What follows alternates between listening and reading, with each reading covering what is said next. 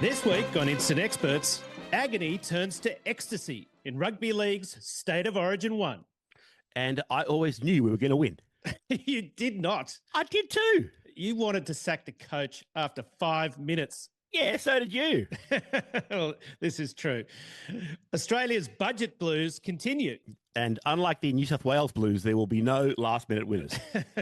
And in sport, Collingwood's not playing too good, but their fans dominate cunt of the week.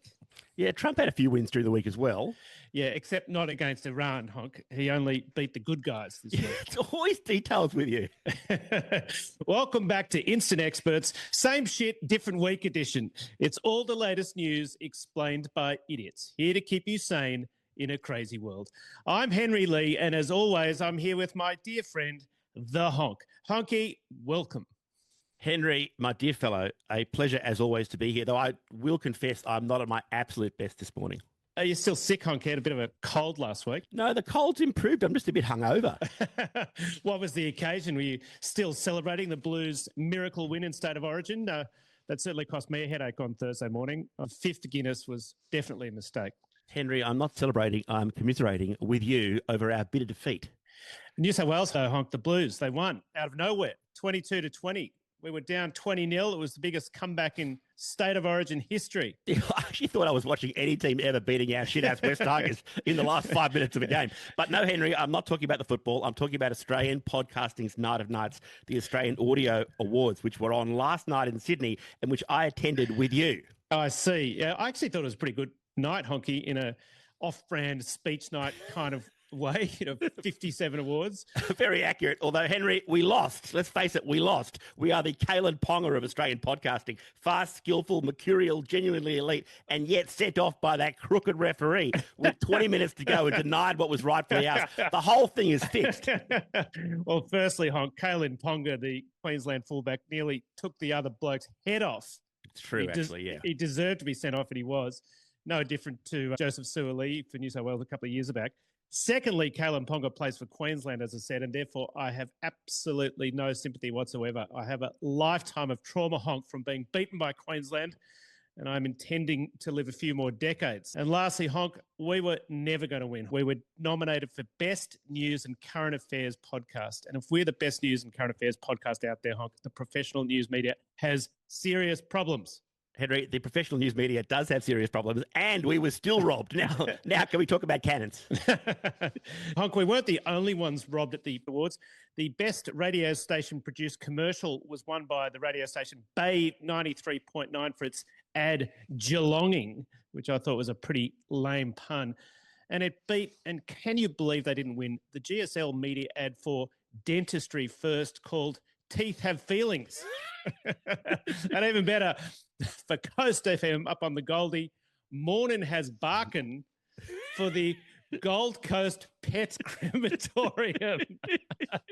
It is a travesty. I mean, they incinerate pets better than anybody on the Gold Coast. Listeners, we'll put that nominations image up in our show notes too. A real loser. Teeth Have Feelings. Okay, Honk, what did catch your eye this week, seriously? Well, Henry, what a week. This show is about, as we always say, crooks, fuckwits and morons, and they are not reserved exclusively to the corrupt judges of the Australian Audio Awards. They are causing havoc all over the world. Where do you want to start? Look, I think you'd say there's not really one overwhelmingly big story this week. It's more your smorgasbord of crookery, fuckwittery and moronification, right? On the home front, your Federal Treasurer Jim Chalmers is still desperately trying to explain to people how increasing tax on shares and trusts is going to reduce the price of houses and doing a not very good job of it, mostly because it inherently makes no fucking sense. No, but everyone will be poorer, Honk, so that might help bring prices down because no one's got any money. Yeah, well, look, business people are piling on about the whole thing as you'd expect, and well, they mostly don't like paying any tax at all, so fuck them. But so are actual non-rich people wanting to not be broke, and two state premiers, both of them from the Labor Party, have also said it's a bad idea. Indeed, news reports this week actually say there's something of a revolt brewing in the federal parliamentary Labor Party. Basically, the government is driving otherwise sensible people to One Nation, which used to be the far-right party reserved for xenophobes and half-wits. Oh, wait, sorry, that's the fucking morons in the Liberal Party. But if trends continue, the Labor Party too could soon be losing voters to One Nation. Well, I've got to say, Honk, the current Labor government is presiding over multi-year productivity declines in Australia, massive inflation and a per capita recession. and they think the answer is to tax their way out. Plus, they lied about all the tax changes before the election when plainly, given they lost on basically the exact same platform in 2019, this was their plan all along. So they deserve everything they get in terms of voter desertion. Well, just to respond on behalf of those not from the planet Queensland, if I may, multi-year productivity declines. Pal, Labor's only been in power for just on 3 years. I think it's 4 years, Honky. Yeah, geez, you can count pretty good when you're not declaring income, can't you? those productivity declines you mentioned have been going on for a lot longer than 3 or 4 years, and specifically since when your fuckhead Liberal mates were in power the previous 9 years, by the way. I'm not a Liberal, Honk. I hate incompetent leaders of all parties. People, and this annoys the hell out of me, people too often assume that because you don't like one steaming pile of dung, you must automatically like another steaming pile of dung. Yeah, but you do. Also, outrageous assumption. Also, by the way, recession is a technical term, okay? It's like a gangbang. You're either in one or you're not. And let me tell you, one, you're not bad. And two, Australia is not in a recession. You've been in a gangbang. That's news to me. Anyway, also, there's no such thing as a per capita recession. It's like a per capita choo-choo train at a gangbang. You're either... Actually, never mind. Anyway, but Labor does. But Labor does, I do shudder to agree, they do think the answer to many things is more tax, which sucks, especially when, like most Australian governments of all stripes, they will not take the axe to dumb spending while also not spending on the things we do need. Although on lying, first of all, if Labor hadn't lied about these new changes to negative gearing, CGT and trust before the last election, they would surely be the first Australian government ever not to lie during an election campaign, including, once again, your good personal friends in the Liberal Party. Once again, Honky, I hate lies of all parties. 2 piles of dung are still piles of dung. That is true. But in all seriousness, I think honestly, I think Labor did not secretly plan this all during the last election. I think these changes are genuinely a response to rapidly changing economic conditions. But most of all, they're a response to the fucking massive majority. Labor surprised themselves by winning when your great mate, the last Liberal leader, Peter Dutton, looked at Australia's productivity declines that you mentioned, the rising cost of living and the risk of recession, and decided to make his whole election campaign about Aboriginal flags and how women shouldn't work from home because you can't trust those bitches. You know, the core stuff your average voter really cares about. And in the process, he not only cost the Liberals a massive election loss, but the moron even lost his own fucking seat. Fancy that, Honk. Fancy asking public servants to work from work. Henry, he didn't want anyone working from home, public servants or not. A Liberal MP at a party 2 weeks ago that I ran into, a current federal Liberal MP, told me that when Peter Dutton said that, no one knew he was going to say it, and the entire fucking Liberal Party wanted to kill him. Right, I heard they tried to, Honk, except they were at home, so they couldn't. I mean, they would have, but they would have had to come into the office to do it. All right, okay. But just to bring you back, Honk, from the planet Zavrox, which is located just near Queensland, I believe, or for that matter, from parties with Liberal Party MPs. I'm the Liberal, but you're going to the parties with Liberal MPs, go figure. And assuming I'm not interrupting your vote in the Voice referendum, of course, which the ALP was obsessed with itself rather than focusing on the economy. Yeah, I voted for that. I'm still not 100% sure what it actually was. Stupid idea is what it was. But the news, you're right, the news is actually that Labor is looking like caving on some bits of their proposed capital gains tax changes, which we've talked about the last couple of weeks, e.g. like giving carve-outs for tech startups so they get more concessional rates of CGT, capital gains tax, on their sale. Which is absolutely moronic. I mean, there's no difference between tech startups and other startups, Honky, or just people starting and running normal businesses. It's incredibly difficult to do start a business. It creates a heap of value for Australia, and it should be encouraged, not punished. And don't get me started again, Honky, on a 30% minimum tax regardless of your income. Just get rid of negative gearing on property, ALP, and play on. Yeah, not to be struck by lightning over the irony, but you really are fired up about this one. And again, by the way, to my horror, I think I agree with you about these illusory distinctions in CGT changes, as it seems to a growing number of federal Labor MPs, as I said. And in my case, I'm just trying to be financially independent, and I'm hoping that my kids will have that opportunity as well. Because if they don't, I won't. So they'll be mooching off us. And the government is making it very hard by taxing the shit out of everything. All right, I'll get off my soapbox. Yeah, me too. Or the lube box, as they call it. Actually, again, never mind. Okay. Honk, what else is going on in the world? Well, lots. As we talked about, Iran, of course, is still going. Well, that's our fault last week for saying that peace was basically at hand. Exactly. Trump does, in fact, still say a peace deal is near, but he also says he's now happy if the negotiations take a long time. And despite the current ceasefire, the US also this week launched strikes on southern Iran against drones that Trump says were threatening US forces. Right. So once again, it's going quickly, slowly, and we are ceasing to fire except when we are firing. I would prefer to say the US is temporarily ceasing its temporary ceasing of firing. but yes, as you said previously, Henry, it's the art of war, the art of the deal. Well, even by Trump's own deranged standards, things took a wild turn late in the week where Trump appeared to widen the Iran conflict even further by threatening to blow someone else up. Take a listen and look. Would you accept a short-term deal that allows Iran and Oman to control the strait? And would they have to open it immediately, or would you be open to that happening over a period of time? No, the strait's going to be open to everybody. And who would control it? It's international waters. Nobody's going to control it. We're going to watch over it. That's part of the negotiation that we have. It's international waters, and Oman will behave just like everybody else, so we'll have to blow them up. They understand that. So Oman, cute, tiny, lovable Oman, decades-long US ally, might get blown up for offering to be an honest broker? Yes. Well, I think Trump's point was if they try to extract tolls from the Strait of Hormuz. But you're right, Trump doesn't like no honest nobody, Honky. Maybe he should join the ALP. That'd be a turn up. Fucking hell. Yeah, okay, Gina Reinhardt. By the way, according to CNN's analysis this week, Oman now means that Trump has threatened to attack, not making this up, 1 in every 13 countries in the entire world. Is that true? According to CNN. One other little thing that may just slow up the peace negotiations with Iran that happened this week. Trumpy this week also threw in one new demand, which is, it's a little one, which is that every Arab state must agree to sign the Abraham Accords and recognize normalized relations with Israel, including Iran. Right. Well, that would actually be good, Honk, wouldn't it? Except the issue is only Iran is involved in this war, so it's got nothing to do with the other countries. And, of course, Iran doesn't recognize Israel at all. Won't even say its name and has threatened to wipe it off the map and claims the Holocaust didn't happen. Henry, Trump has a dream. He sure does. He's got a pipe dream. He's got a crack pipe dream. Meanwhile, back in Washington this week, someone else tried to shoot Trumpy again.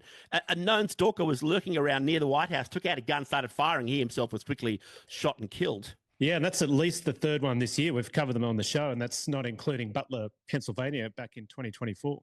Yeah, I mean, anyone might get the impression Trumpy's not that popular. and it's not just with the deeply disturbed, like this guy last week, who, by the way, told Secret Service agents that he was Jesus.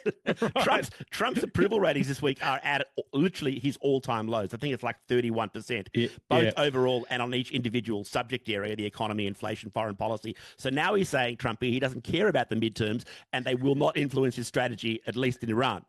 Well, Trump always projects, as we often say on the show, which means he is concerned about the midterms and they will definitely influence his strategy. Absolutely right. And we'll get to a bit more of that a little later in the show. But the really big story this week is not really a big story, except it is, if you follow that logic, because it tells you so much about Trump, and that is that Trumpy is skipping his own son's wedding. Which son, Honky, and which wedding? Son 1, wedding 2. Donald Trump Jr. married for the second time last weekend in the Bahamas. Trump originally had a golf game in his schedule at one of his clubs, but he stayed in Washington instead. And what was his excuse for missing not just the wedding, but missing his golf? Well, notionally it was Iran. And if this was a normal president, you'd possibly believe him, except that Jared Kushner, Trump's son-in-law, married to Trump's daughter Ivanka, was at the wedding, and he's theoretically one of the main advisors on Iran.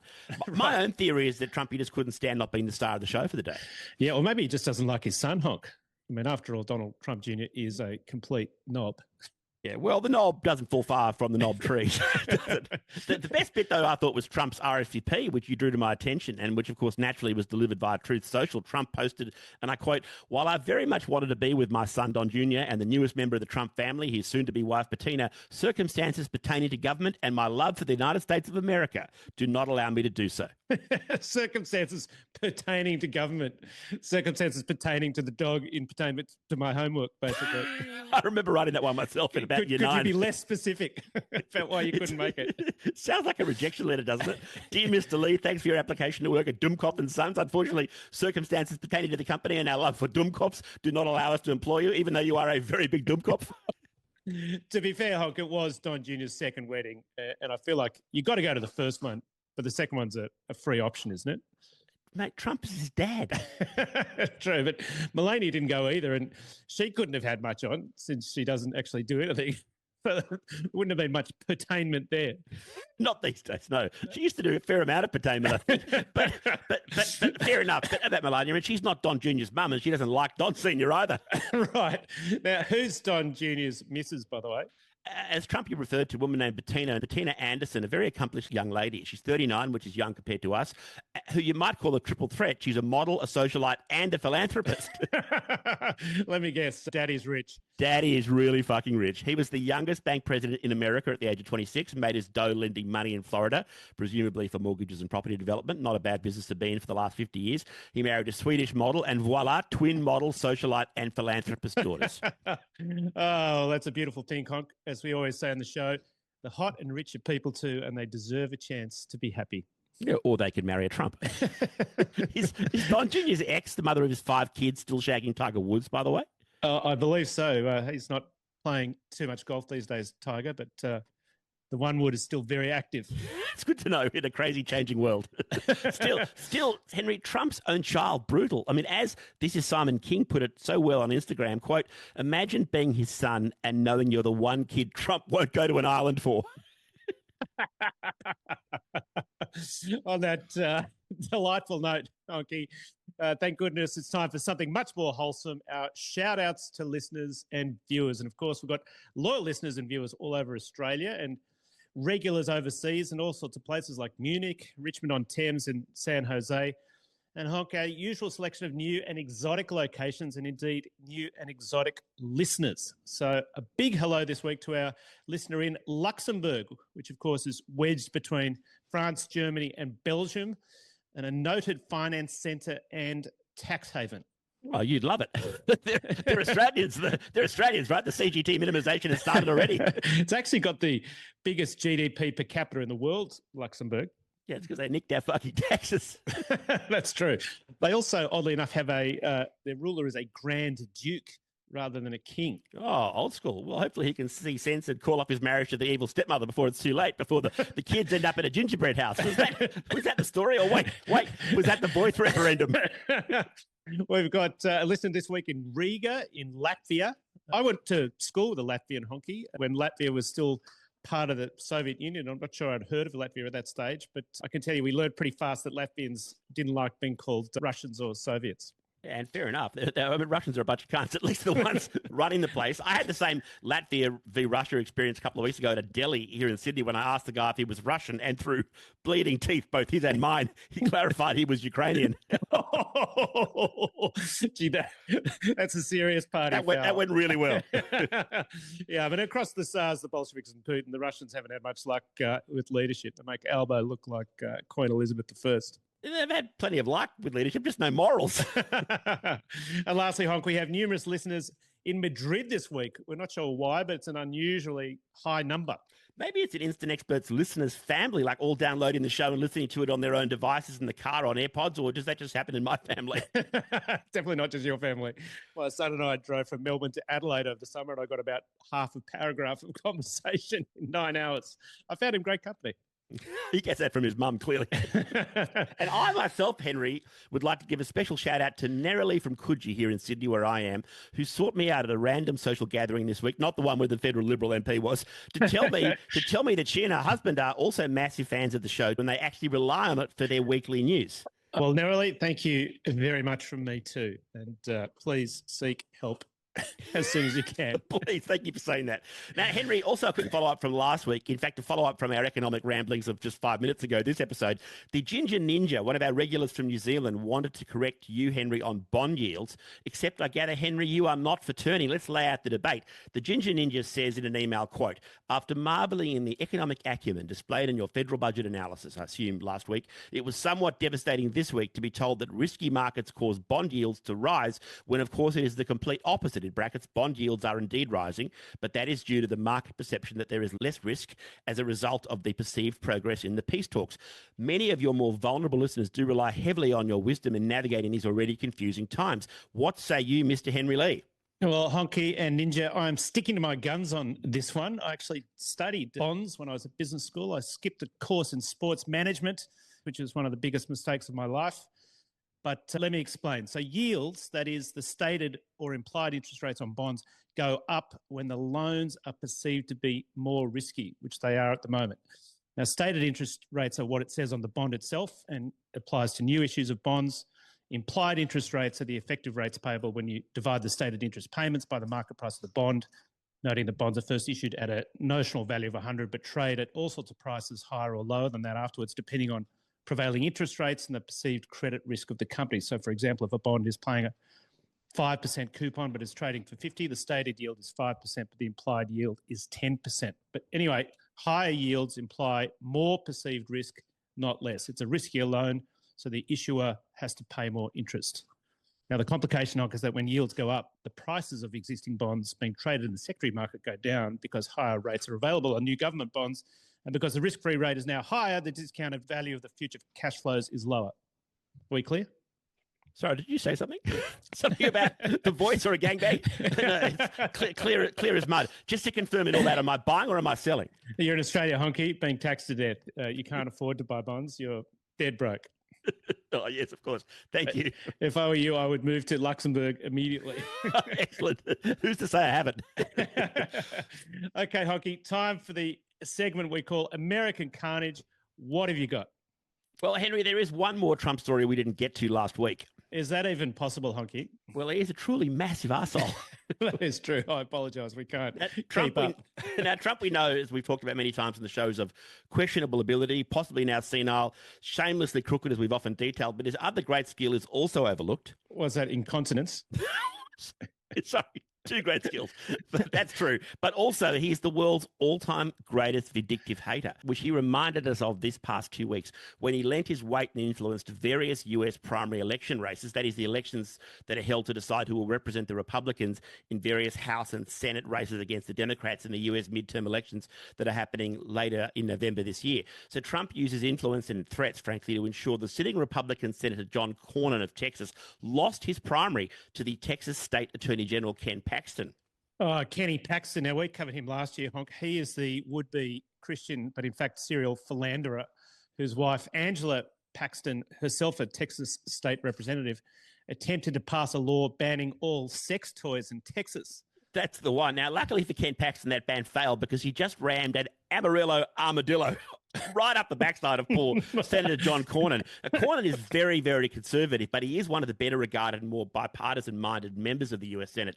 This, by the way, is the first time I read since 1970 that any sitting Texas senator in the United States Senate has failed to be renominated to run. And in a sign of just what a fuckwit Trump is to do this, the Democrats are possibly even happier than Trump about Paxton being nominated and Cornyn losing, because Paxton himself may now become the first Republican to lose a Texas seat in the US Senate since the 1980s. Well, he's a dreadful candidate, and he's up against the young Texas Democrat James Tallarico, I think. And we've mentioned him before on the show. Tallarico is a seriously impressive guy. He's, I would say, in the Pete Buttigieg class in terms of brains and ability to communicate and remain calm when debating absolute donkeys, which I have to say is a skill we do not have in common.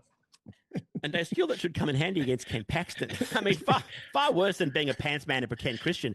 Paxton is just a true shocker of a candidate. I mean, a string of public office and private fraud, corruption, and other offences that have seen him impeached by the Texas, massively Republican-controlled Texas State House, that is, suspended by the Texas Bar Association. He's also overseen... Wasn't he Attorney General and he was suspended by the Bar Association? He is Attorney General and was suspended by the Texas Bar Association while he was Attorney General. He's also overseen more than one case out of his office in which self-admitted child molesters have been given 0 jail time after Paxton's interference. In the case, that is, not with the child. Well, who can say? In fact, here is Paxton's rap sheet summary as posted admittedly by the Tallarico campaign. For listeners, we'll post this to our show notes too. And Henry, not only the rap sheet, but how is this not a face you can trust? If Tallarico loses to Paxton, there is seriously no hope for America. Although there's still some hope for Texas child rapists. The Tennessee Republican Senator Dr. Bill Cassidy also got flogged this past week by a Trump-preferred candidate in his primary. Now, we emphasize doctor because you'll remember Bill Cassidy was the pivotal vote last year when his Republican Senate committee voted to advance RFK Jr.'s candidacy to the United States Senate to be voted on as to whether he should become the U.S. Secretary of Health and Human Services. Now, Cassidy voted yes to moving RFK to the floor of the Senate, based on RFK's promise not to turn the US Center for Disease Control, the CDC, from a sensible pro-vaccines for kids health admin into a haven for unqualified anti-vax lunatics. Which, of course, RFK Jr. immediately did. Yeah, and of course, Cassidy did all that as a favour to Trump.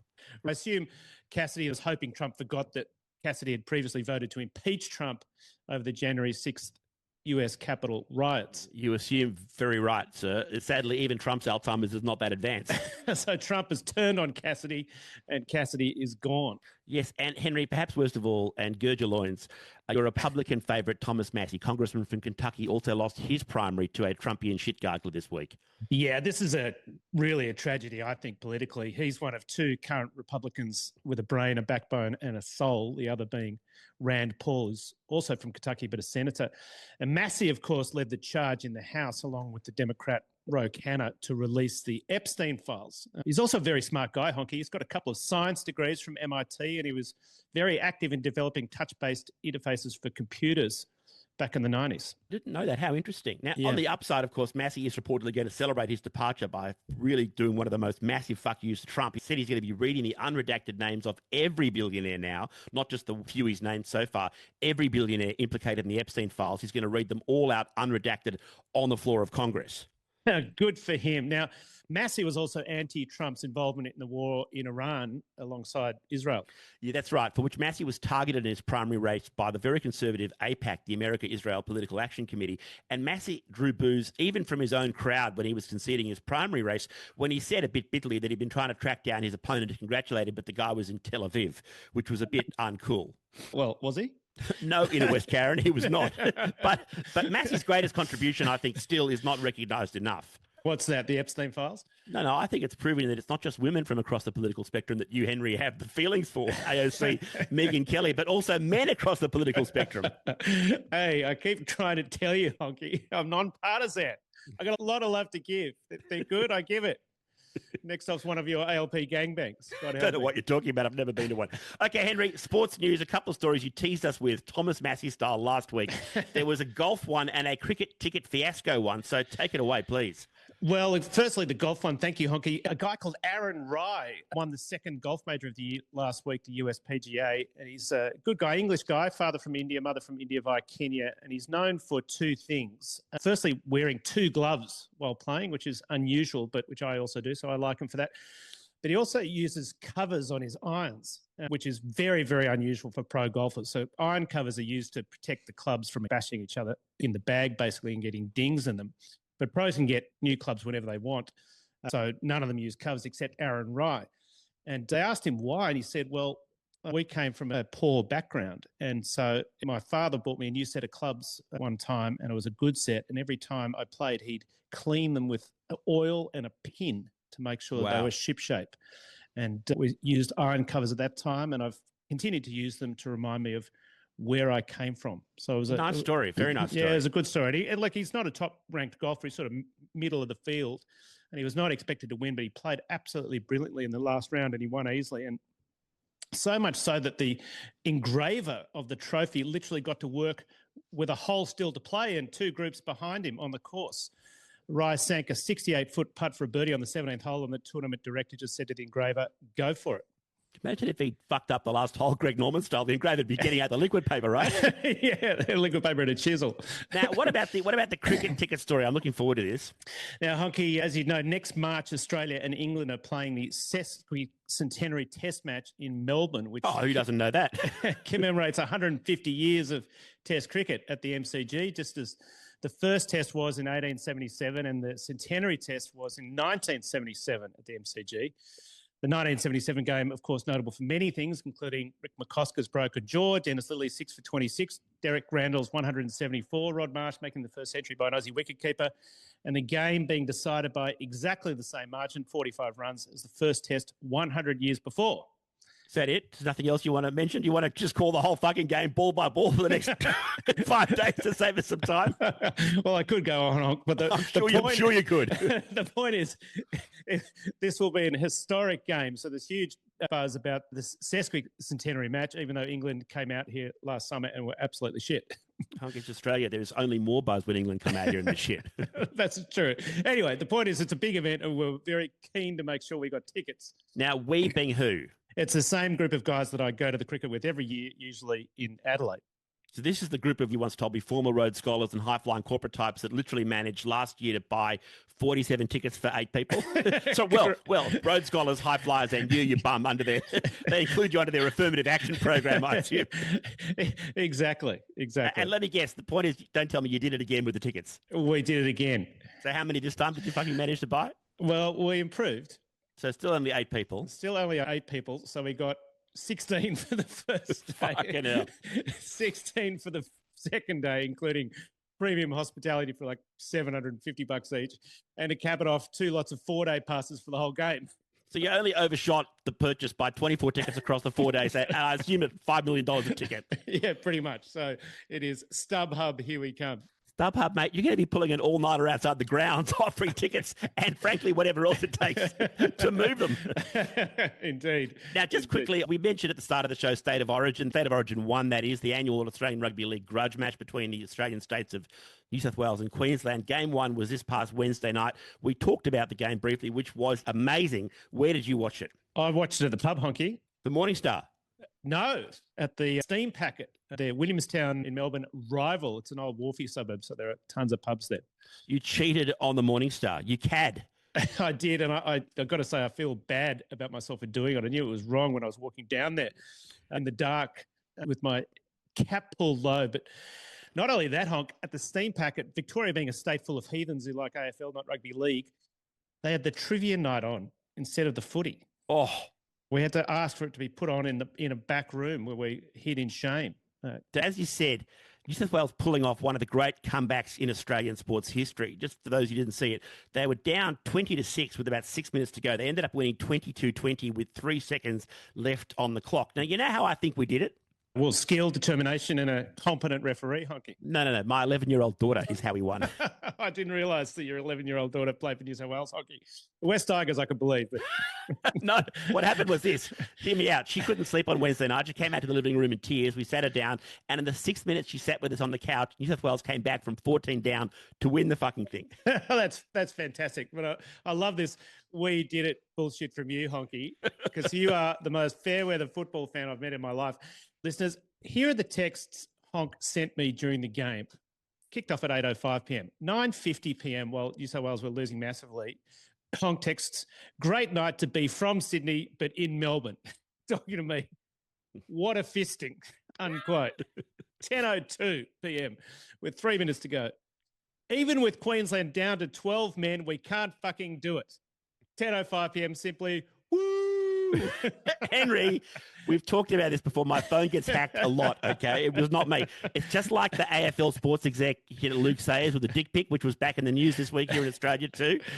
Now what about our beloved awful West Tigers your themselves? Your phone was compromised, I think, is what you're trying to say. Possibly by me. Now, what about our beloved awful West Tigers, our shithouse football team? How did they go last weekend? Well, they didn't play, Honky. They had a bye because it's a split round before and after Origin 1. Now, you get 2 points for a bye, don't you? Well, normally you do, but the way we're playing at the moment, I'm not sure we'd lose to anybody, including nobody. So I'd have to check the table. Now, speaking of which, we're up this weekend against the Bulldogs at our home ground, and the Bulldogs are ranked even lower than us. So I have absolutely no doubt we're going to play them into form and are completely screwed again. No question. And yet, Henry... And yet, still not as screwed up as the following quality individuals after we get through with them in the following segment, because they together make up this week's Cunts of the Week. Music, please. I'm a cunt. Now, Honk, we've said many times you can't win Cunt of the Week more than once, but I believe you have a couple of honourable mentions to our old friend Donald J. Trump. I do, and they are truly magnificently cunty. First of all, Trump's former Attorney General, good friend of the show, Pam Bondi, we've talked about many times, was fired recently, as we reported, and she should have been. But it does turn out she briefly, for one split second, did the right thing. She disclosed privately to Trump that she had thyroid cancer, and it now appears Trump used that private, confidential information to fire her 1 week after she told him she has since fully recovered from the cancer. She hasn't fully recovered from being a disgrace to the Office of Attorney General, who sided with abusers against women, abuses children, but that is dirty pool. Yes, the disgrace of siding with abusers against women who were abused as children, that disgrace is incurable, I agree. Now, we've also mentioned before many times Trump misusing the Department of Justice to wreak vengeance on his perceived enemies. Yes, indeed, while also creating a $1.776 billion slush fund to compensate himself and his mates for what he calls lawfare, unquote, waged by the DOJ under Biden, aka Biden and the DOJ going after actual criminals for actual criminality. Yes, but Henry, in the revenge stakes, even Trump has truly outdone himself. And thanks, by the way, to regular listener Julian for the first tip-off on this one. So this week, the DOJ, Department of Justice, controlled, as we talked about last week, by Trump's personal lawyer turned acting Attorney General Todd Blanche, has opened 2 perjury investigations into E. Jean Carroll. Now, E. Jean Carroll is the woman who succeeded in civil cases against Trump in the last couple of years when she claimed that Trump sexually assaulted her in a department store in New York in the 1990s. Now, the first investigation the DOJ has opened into E. Jean Carroll relates to a 2023 jury finding that Trump did, as I've mentioned, sexually assault Jean Carroll. The second investigation the DOJ has opened up is into a 2024 jury finding that Trump defamed Jean Carroll by then denying the sexual assault in a social media post. So the DOJ perjury investigation is happening against Jean Carroll because Trumpy doesn't like that not one but 2 juries think he may have committed perjury against her. Exactly. He's unbelievable. Might have to revisit our can't be cut of the week twice rule, although he'd win it every week. Absolutely. Now, Henry, to our sport cunts of the week, who must surely be the Enhanced Group Incorporated. Yes, well, Honk, these are the guys that hosted the so-called Enhanced Games in Las Vegas this week, which is basically a promotion of the company's steroid products. They offered huge sums of money to athletes who agreed to juice up in breach of all WADA regulations and managed to break records. And the whole thing turned out to be pretty clearly a total fucking disaster. The Australian former Olympian James Magnussen, was he called the Missile? James Magnussen? The Missile, yeah. He juiced the shit out of himself, put on heaps of weight, lost all this body fat to compete in the men's 100 metres freestyle, where he finished last. He basically sank to the bottom of the pool.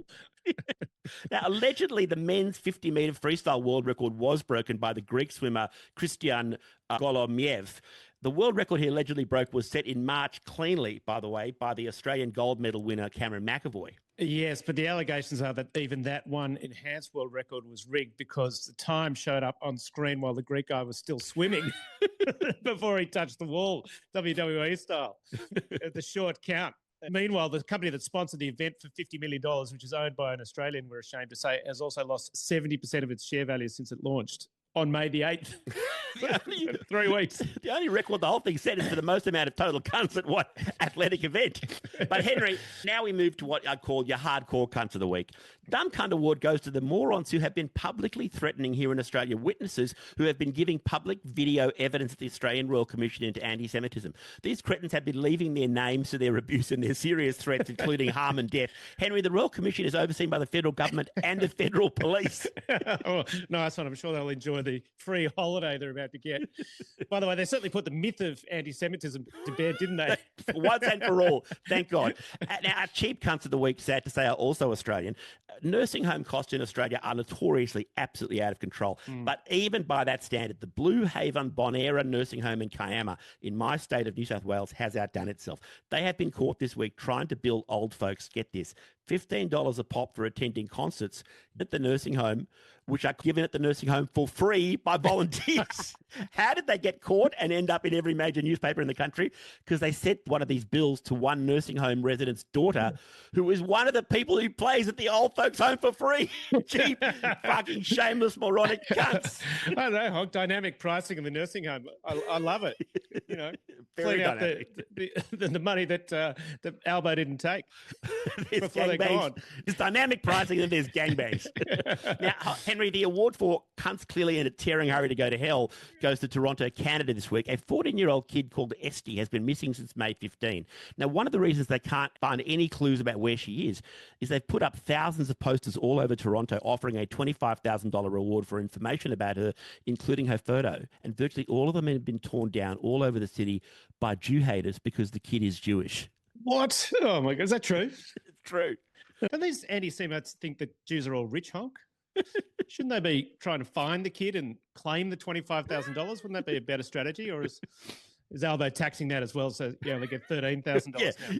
Yes, Albo is taxing Toronto, Canada. That's right. Now, our lucky cunt of the week is the far-right American influencer Laura Loomer. Now, last year on the show, listeners and viewers may remember, we reported on Laura Loomer suing HBO over a claim by HBO's Bill Maher that Laura Loomer was having an affair with Donald Trump. Now, in that case, as we said, hilarious evidence emerged about Laura Loomer's feud with the now former Congresswoman Marjorie Taylor Greene.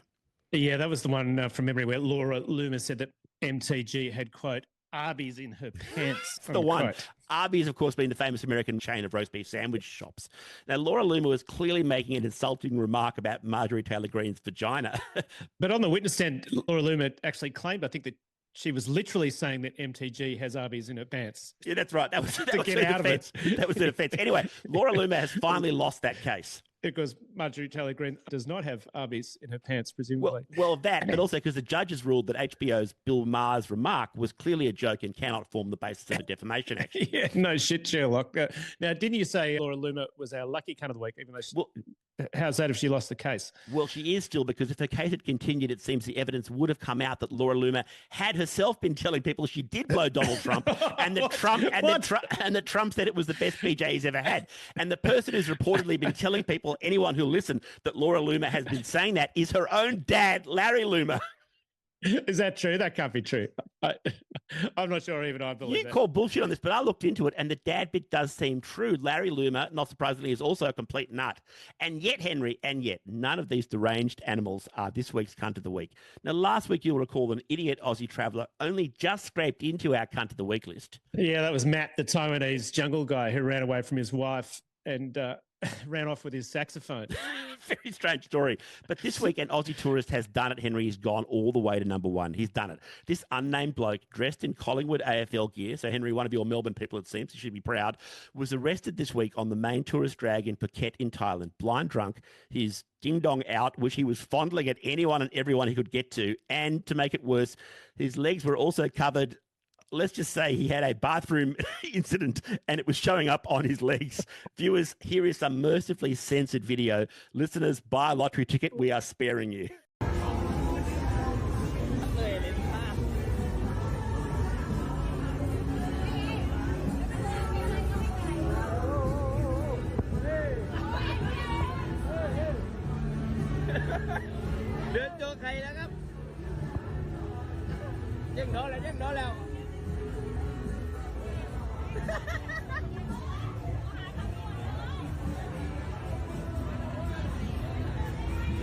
Oh, you implicated me because I live in Melbourne. This guy's a Collingwood fan.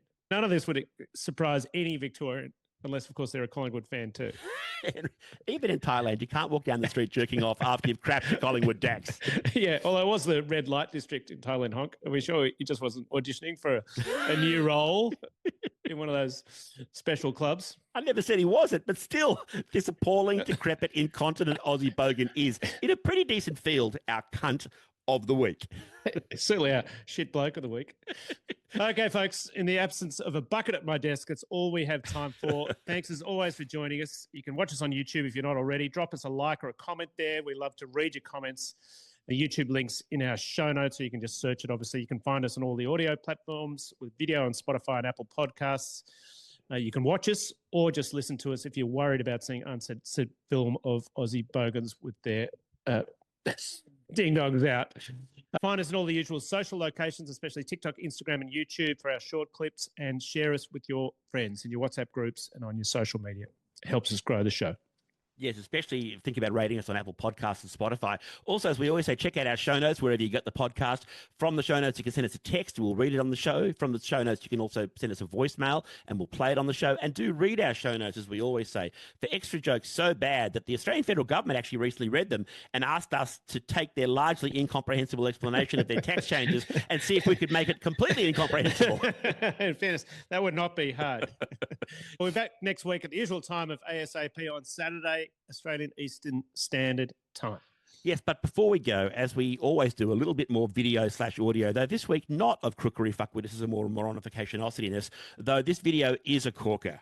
Yes, this week we thought we'd bring you an escape from the Crooks, Fuckwits and Morons for 30 seconds. This is the Glaswegian comic, a fellow named Roscoe McClelland, imagining a world in which one of the twin brothers in The great Scottish band, the Proclaimers, has died, but the other needs to keep touring without him.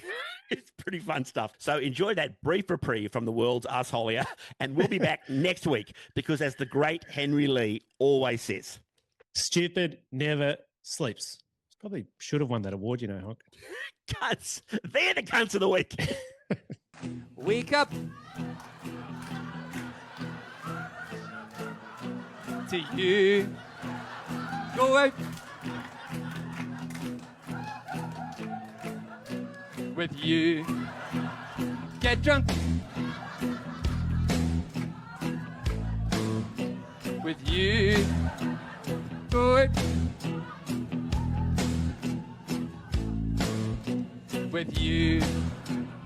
High five bread and a high five bread. Me, who are miles. Your door working. But you get drunk. But you